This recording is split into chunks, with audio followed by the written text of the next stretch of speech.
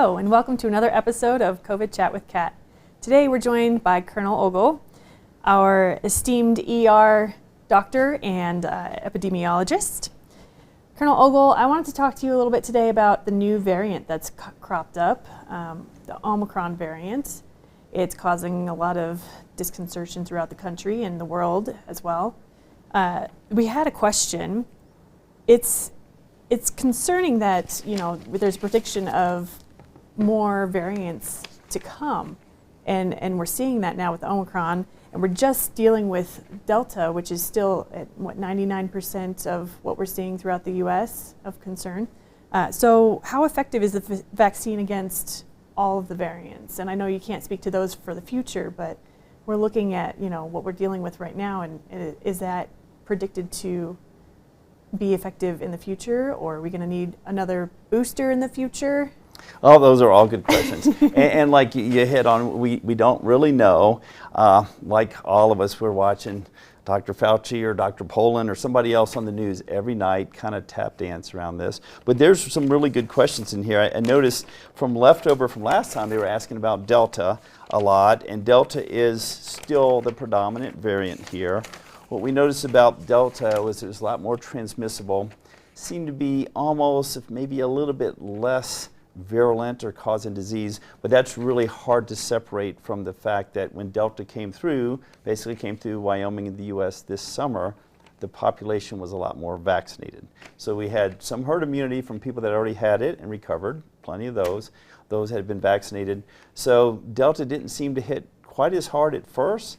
Now, though, and this is right before December drill 2021, we had a big spike in Colorado around Thanksgiving. So it's hard to know that was Delta.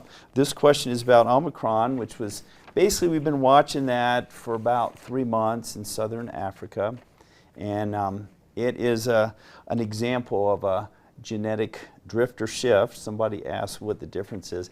Mainly, it's the extent of deviation from the original base pairs of the first Wuhan, we'll call it the Wuhan virus, alpha variant or whatever. Mm-hmm. And one of the interesting things about Omicron is that it seems to be the direct ancestor or descendant of the Wuhan variant, whereas the beta, the gamma, the delta seem to have kind of drifted instead of shifted away with a larger set of mutations. So they don't have common ancestors, except they probably all do go up to the COVID ancestor. And why is that important to us in the military, to me, my civilian and military patients? Well, we're asking the right questions. Is the original vaccine, we had Moderna earlier in the year, we're given Pfizer now. J&J is what a lot of people got. Are they as effective against these new variants, or have they mutated themselves away enough that we're going to need to either have a booster to strengthen our original immunity or a different flavor booster like we're used to with the flu shot? We get a different one every single year because there's enough antigenic drift, or the sequence of nucleotides mutate the virus, the little germ, enough that prior vaccines or prior infection don't protect us anymore. So that's what we're studying, and as of today, Friday, I just saw it at lunch hour. Our flight got grounded.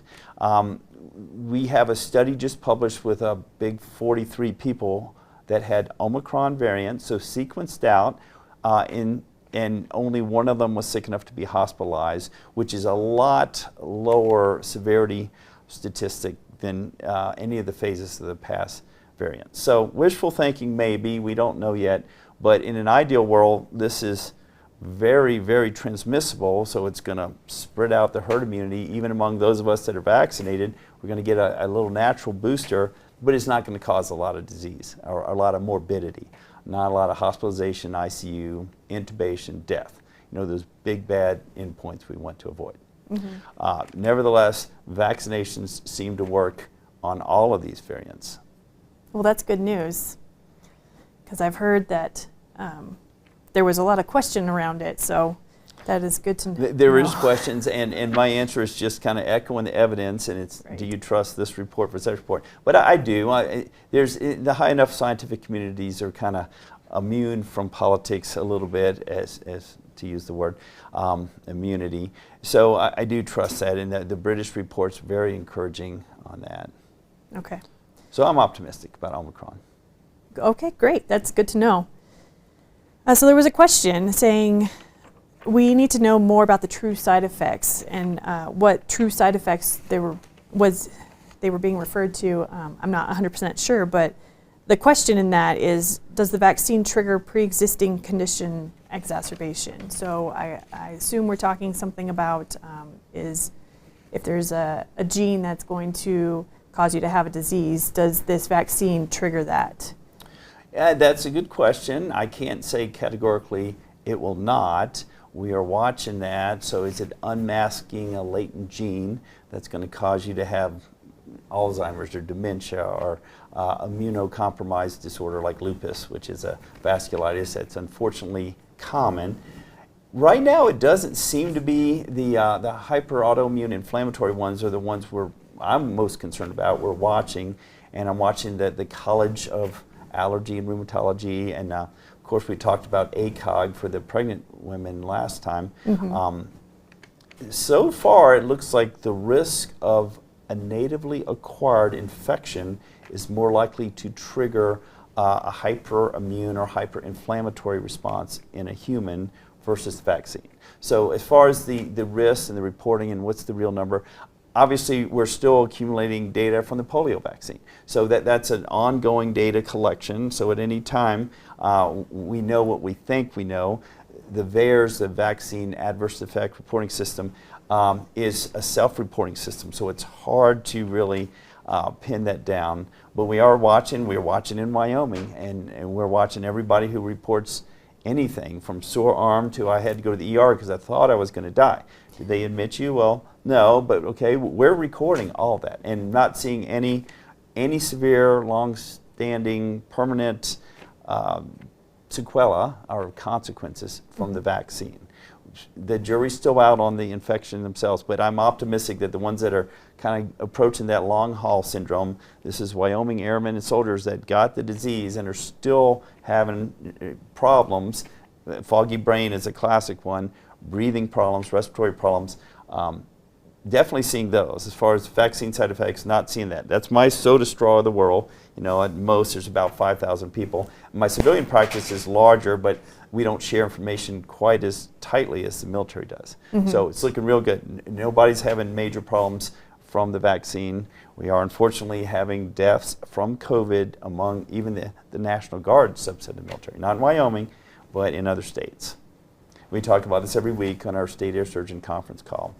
So one risk is definitely real. The other one is probably real, but much smaller. Do you have an estimate about how much time it would take to see that, or? I don't have a good feel, but the numbers we're using is if you've had any allergy to any shot, we want to watch you for an hour to make sure you not have an anaphylactic reaction. 4 hours is a good ballpark, and then 7 days is another one. And we expect there to be soreness. I definitely had soreness after my second shot, and that could last for a couple days, and even a fever after the shot. This is the symptom pattern to be expected after vaccination, but mild, no different really than the flu shot or your shingles shot, which I also recommend if you're at that age of 50, like I am. So to answer the question in broader brushstrokes, seems to be very safe, including local data that we're collecting.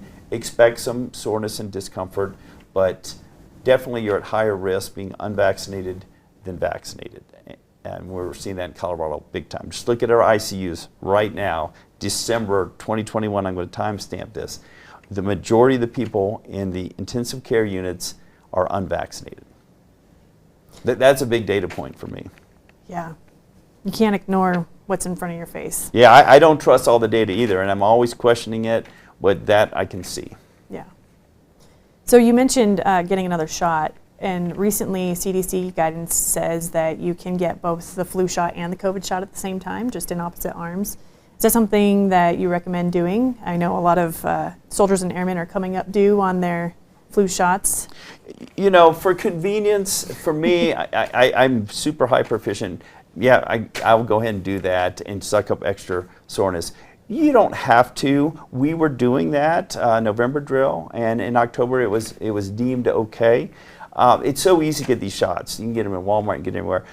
If you're worried at all, I would say split them out, and the main reason is so that you can figure out side effects and attribute it to this vaccine versus that vaccine. So that's the main reason I say don't get a bunch of them all together. There's no immunologic reason why you need to separate them. And tomorrow we're going to be giving shots, and we can give both of them if you so choose. And you said the additional shot, were you talking about the booster or just two different types? Just two different types, sir. Yeah, well, the booster is approved for ages 17 and 18 now, am I correct? It went down, I thought that was 18, and the shot itself was down to 5. It could be 17 and 18. It's not required, so the mandate is what everybody's talking about. I'm due for the booster. The booster is more highly recommended if you've been more than 6 months from finishing your series of an mRNA vaccine. That's Pfizer or Moderna. We were given Moderna early in 2021. Most recently, as of last month, we're given Pfizer. So of those mRNA vaccines, if it's been more than 6 months, go ahead and get it. For the J&J, its effectiveness was waning pretty early. So a lot of people consider the second Johnson & Johnson vaccine to be completing the series, even though we still speak of that as a booster. And in any case, if you finish the series 1 or 2, wait at least 28 days before you get the other one. In England, they had an arm of their trial which showed benefit if you waited 6 months. If you spread out your vaccine series longer, it allowed the immune system to prime more. So for us, not required. You're in compliance with the DoD mandate if you've gotten one J&J or 2 of the other ones at any time. But if you're concerned about it, and I'm thinking about this for myself, I haven't gotten a booster yet, at the 6-month point, then you might want to go ahead and get that. We are seeing some breakthrough infections. The durability of the immunity is not as long as we had hoped, so waning immunity. The booster seems to be really good, bringing you right back up to 96%. I was just on the bad boy list myself over Thanksgiving because a household member who was also vaccinated, J&J, she got J&J, I had Moderna. She was positive 3 times in a row, a little symptomatic, and we were all together for all the time, so I had to put myself in the quarantine isolation bubble for a time, and I tested too. I never picked it up. It's really got me thinking that I envy the people that have quadruple immunity. That's the full series, a booster, and somewhere before or after they actually had the vaccine. Just got back from Washington. There were several physicians that actually were in that status because we're exposed to the germ all the time and we just get it. It's mild if you've had the vaccine, it seems to be. So natural immunity is something to consider. It's not helping us get out of our mandate right now, but that's another question we can talk about. But anyway, if you want to go ahead and get a booster, we will give that to you. Excellent. Well, thank you for that clarification. I'm going to ask you, how big is that COVID-19 virus? And when I asked that, how big is the particle size? I saw that question. I was interested. I had to look it up, of course. It's a little bigger than the Zika virus, if that helps anybody. Okay. And that didn't help me at all. So Zika virus is 40 nanometers. This one is between 50 and 140 nanometers. It's an obscure question, but depending on which way you're looking at it, down the shaft or on the side. And the reason I'm sure the questioner is asking about this is because they're looking at the pores in the N95 mask or the cloth versus paper mask and all that kind of stuff. It's a medium-sized virus. There's definitely smaller ones. We are not totally clear how it is transmitted. Is it airborne? So the measles hangs in the air on the smallest little moisture particle called a fomite or a respiratory aerosol. A fomite is more of a dust particle that you're going to see. You see them floating around when the sun comes through the window at a certain angle. When you sneeze or cough, you have the liquid aerosol droplets.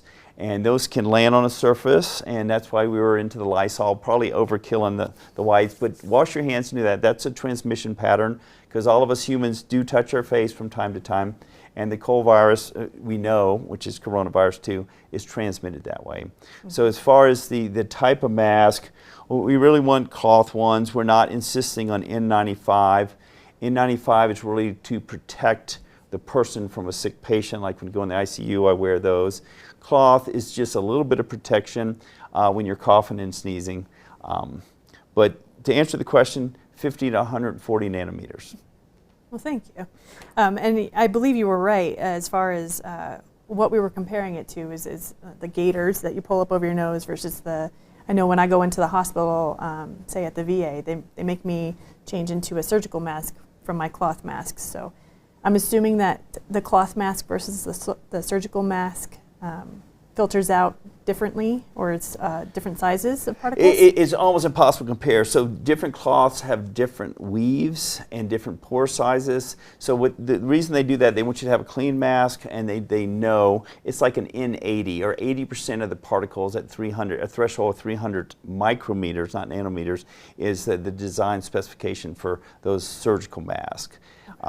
There's not a lot of, there's so many factors, not a lot of good studies on that. We can watch things like Florida and Colorado versus Wyoming, and almost you can see what you want to see in the studies. So I don't have a lot of wisdom on masks. I wear them when I have to. When I fly in planes, I put them on. I kind of go into a store, look around, what's the policy. I use common sense. I was coughing a little bit in October. I wore it more frequently.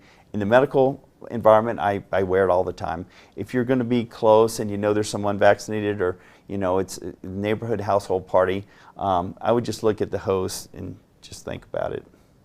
Good advice. So the vaccine has become a very political topic, as you know, but just by watching the news. What would you say to those who don't trust the vaccine because of the politics that are going on? I would say you're thinking about it wrong. It's not a political decision.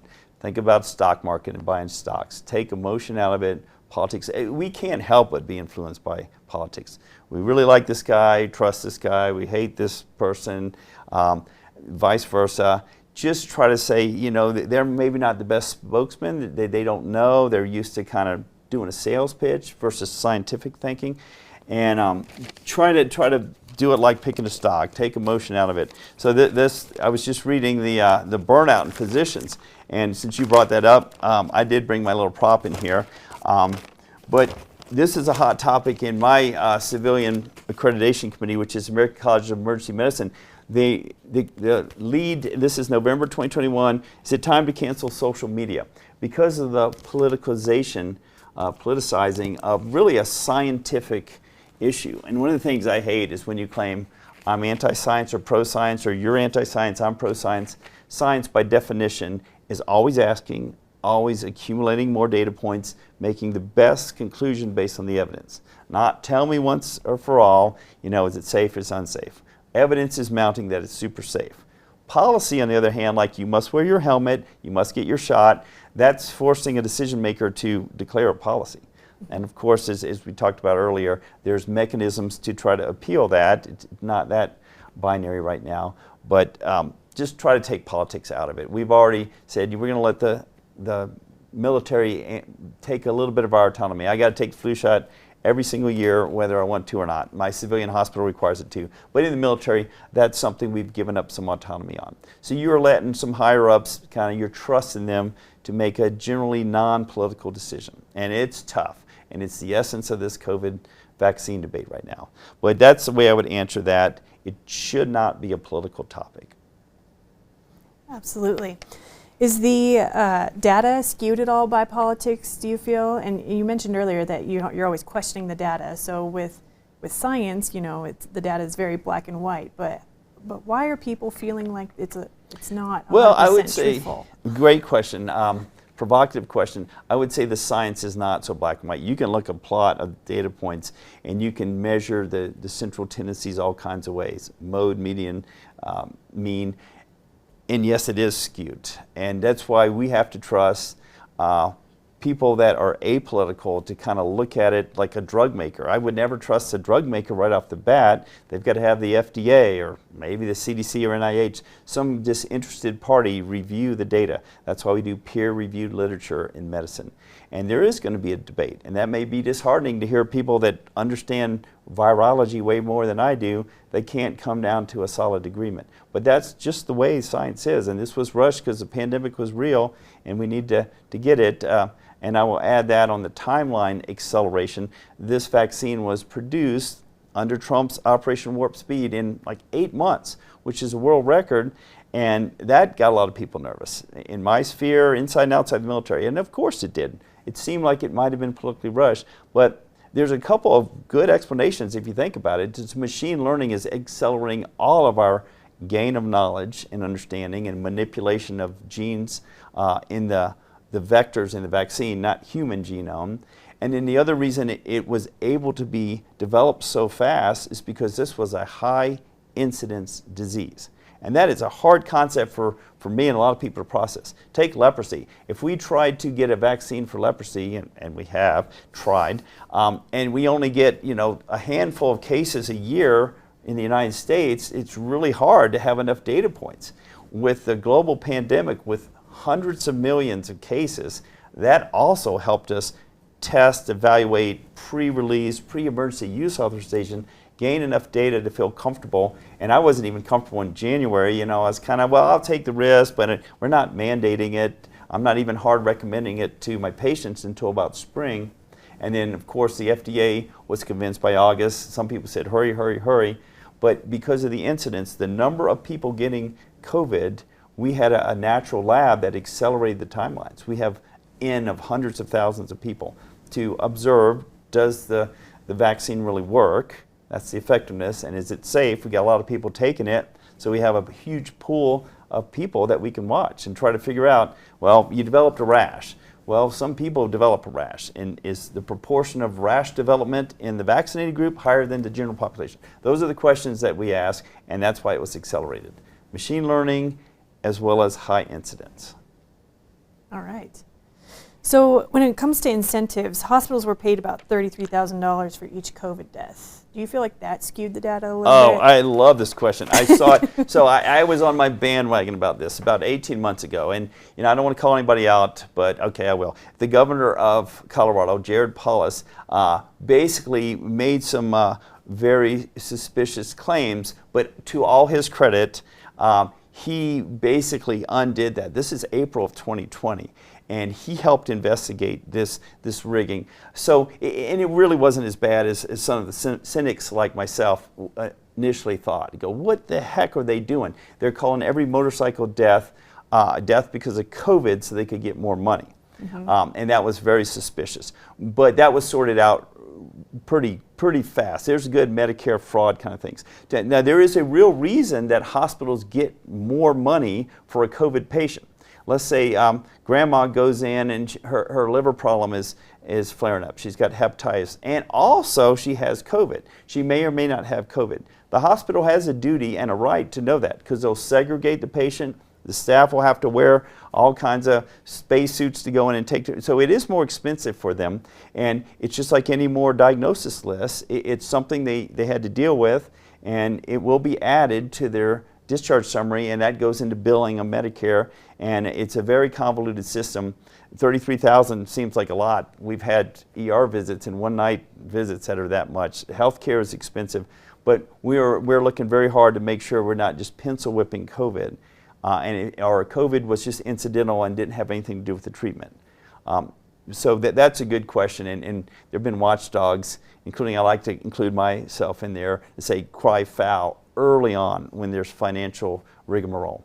And so my Governor Polis, did a great job after that, and this is over a year and a half. And he redeemed himself, I think. I'm not the biggest fan of his, but I think on this issue, the COVID